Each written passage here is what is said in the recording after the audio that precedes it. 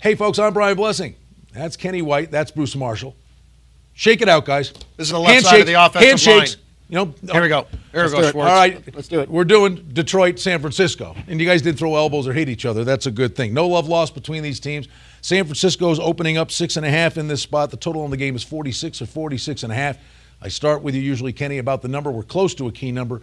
Gotta believe sevens appear at some point. Oh, I believe the way the number's been going up right now, I think we definitely see sevens, especially at the square joints. Let me set it up for Bruce. Last year, San Francisco 4-1. It was their third trip already in their 6 weeks east of the Mississippi. And then the Lions, 5-0, off to one of their best starts ever.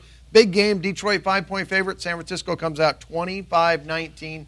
Game goes under by half a point. That was a watershed game last year. That was the point where I became convinced the 49ers were for real. Also, Detroit started going back and forth after that. That great point spread run they were on, actually since the previous year, they started going back and forth against the number after that. That was really their rival game for San Francisco. And, of course, we remember what happened at the end of the game with Harbaugh and Schwartz. Well, let me throw it right back at you, and we'll still focus a little bit on last year's game.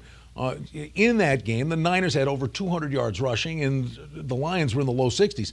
Nothing's changed in Detroit. Stafford had 3 picks last week, and it's a hodgepodge. They just can't get untracked on the ground. And against a team like this defense, you become one-dimensional. You're asking for trouble. That is, and we saw Green Bay last week, couldn't get much going. It was a flawless game plan offensively and defensively by San Francisco last week, and that defense, very robust, and we know Detroit does like to throw the ball a lot, and they haven't balanced things out in the past. That was a problem last year in this matchup. It might be another problem again Sunday night, Kenny. Yeah, as many great targets as Stafford has to throw to.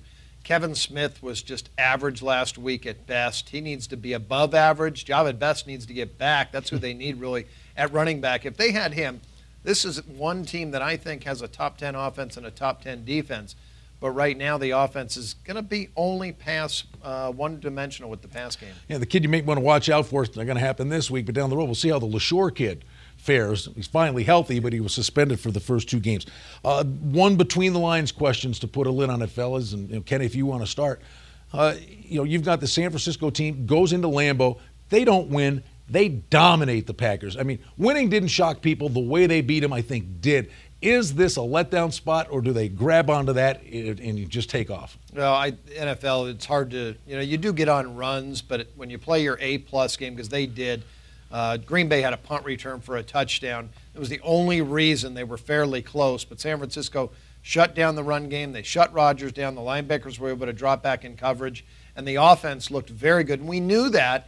They added pieces. It's surprising. A lot of the sharps I talked to early in the year thought San Francisco would regress. I'm sure they're eating their words right now. The cautionary tale about San Francisco, we kept thinking they would back off last year. They didn't. They were 8-1-1 against the number at home. They had no letdown really until December, that game against Arizona.